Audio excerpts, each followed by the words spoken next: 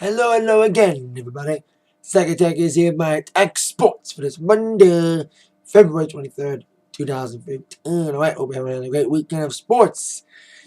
I did. Let's get to it. My thoughts on several results of events that happened over the weekend besides WWE Fastlane. Of course, that review of that show is on my channel.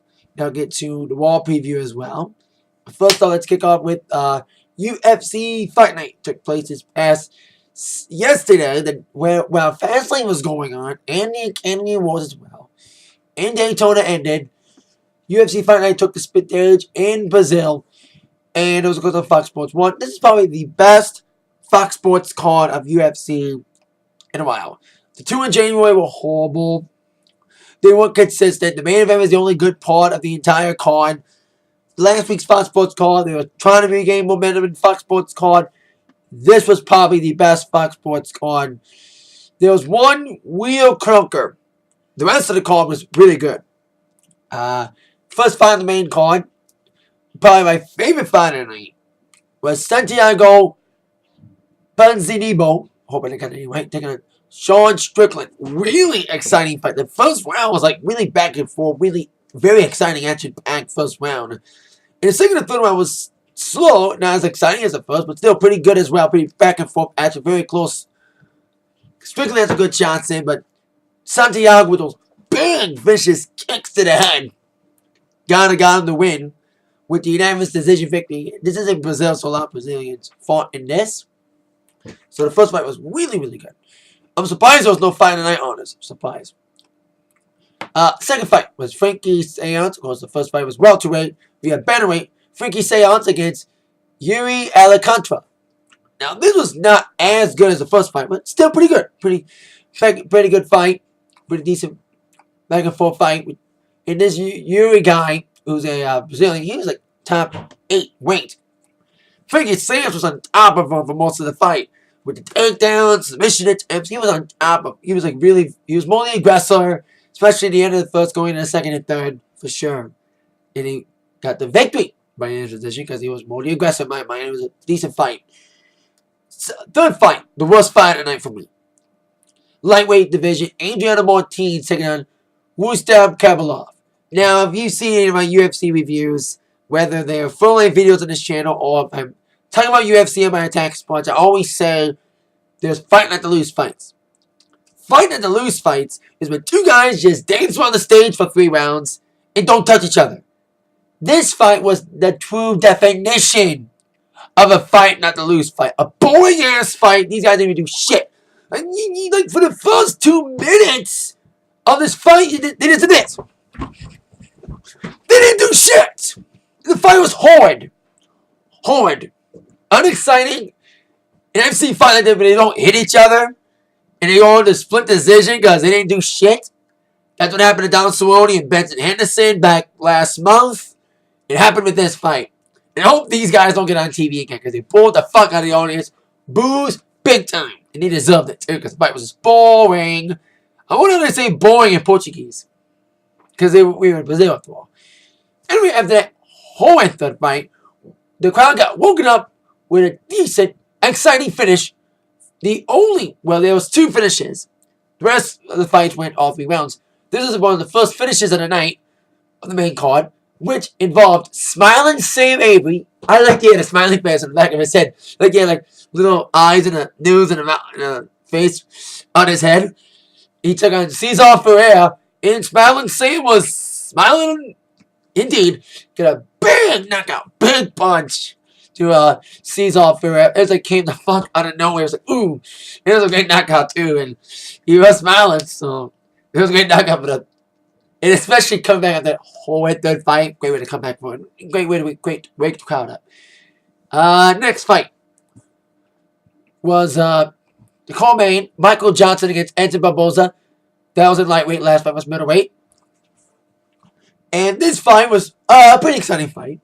You know, pretty good back and forth action. Johnson had some great shots in, so did Edson with the big leg kicks. But I think Johnson was more of the aggressor in this round.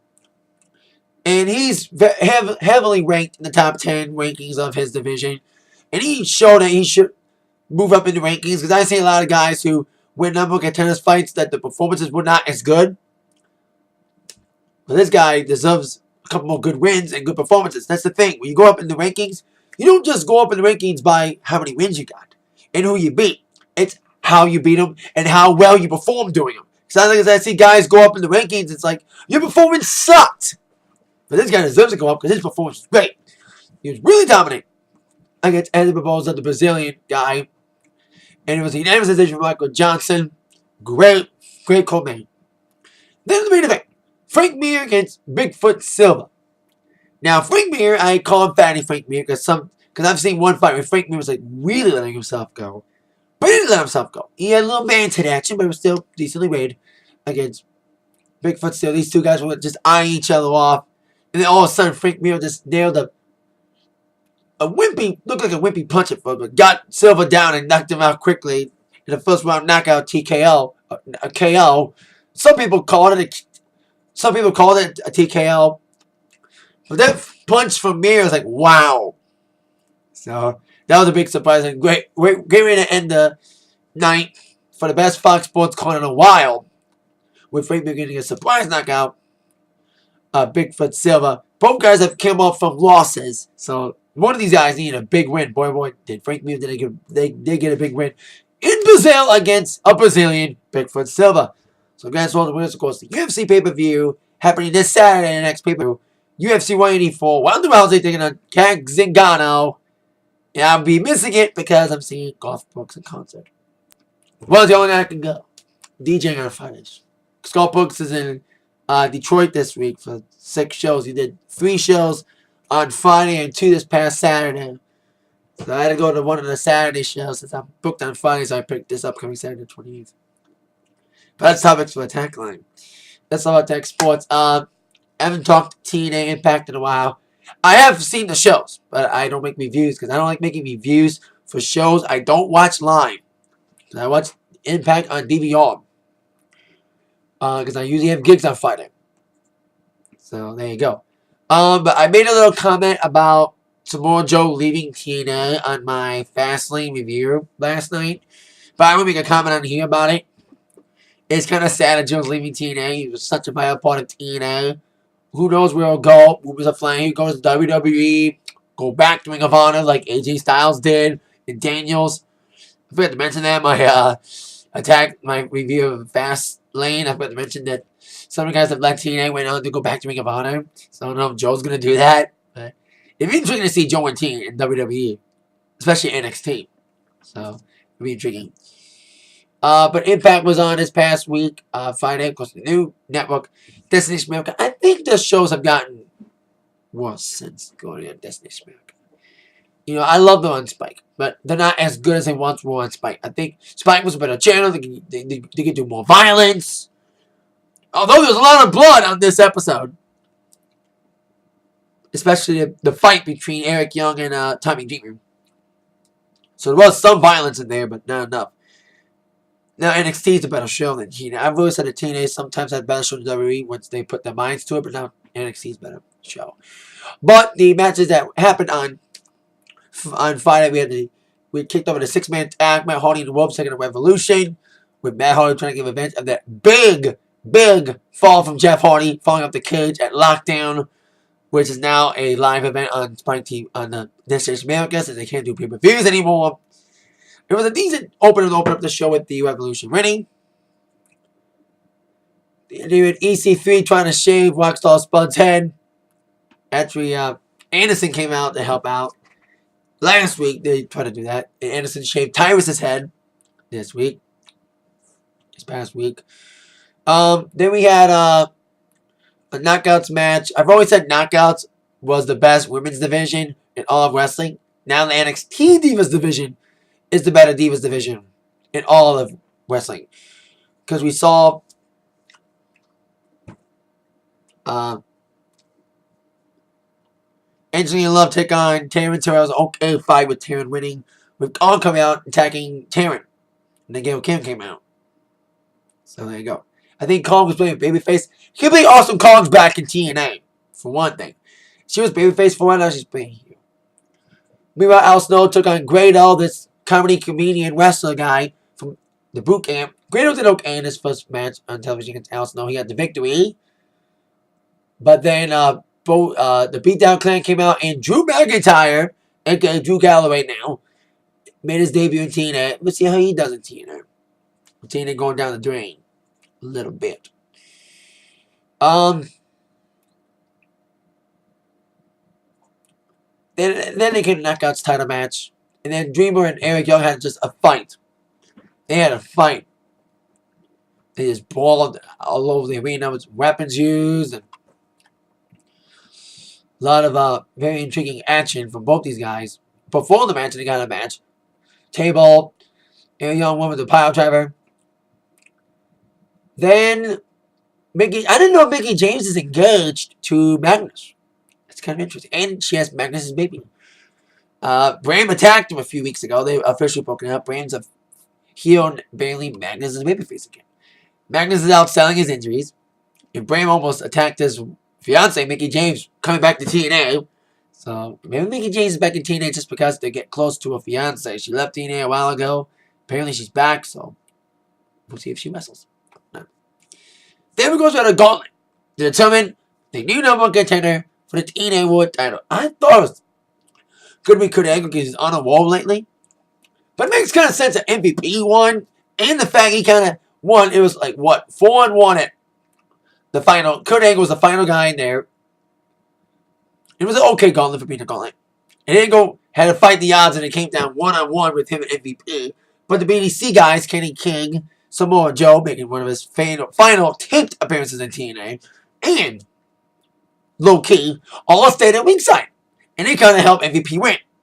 So now it's going to be MVP and Bobby Lashley this Friday on Destination America. Lashley was supposed to be fighting a Bellator this Friday, but got injured.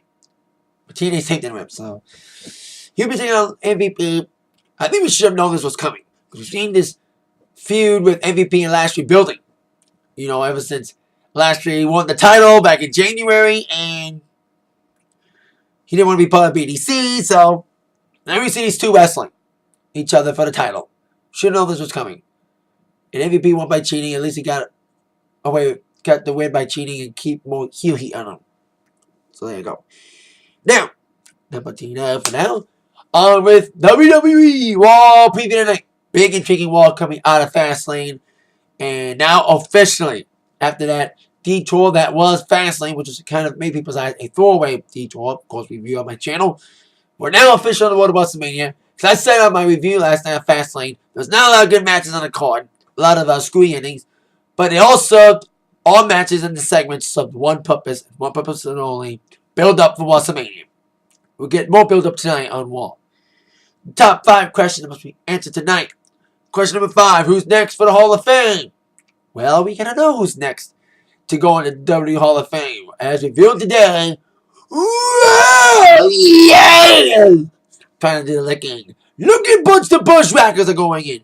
I think WWE's now like, okay, we finally got Macho Man in. I got everyone as a put in. Let's just do whatever now. You know, Arnold's going in, Rikishi's going in, and now the Bushwhackers. I mean, Kevin Nash may go in this year. And hope they get the family feud, but the next year, though. But Bushwhackers, I was a huge fan of them when I was a kid. They were kind of a silly team.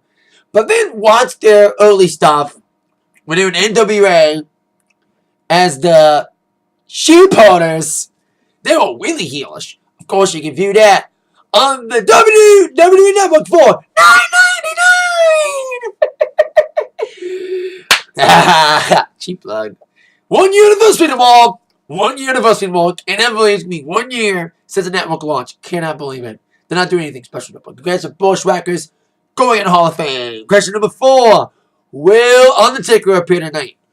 Well, there's been seeds planning about a Bray Wyatt Undertaker match at WrestleMania. Some splatterings throughout the Wrestling Insiders. But last night during Fastlane, we saw Bray Wyatt come out in a casket with the Druids and everything, calling out the Undertaker in a great promo. Now, there's been rumors about Taker's health, especially after what happened with him losing, with Brock Lesnar not looking so good. But from recent photos, I think he's looking really good. His former Divas champion wife, his new wife, Michelle McCool, better keep him in shape. And now with Bray Wyatt officially calling him out, we should see a Taker appearance sometime soon. Maybe tonight?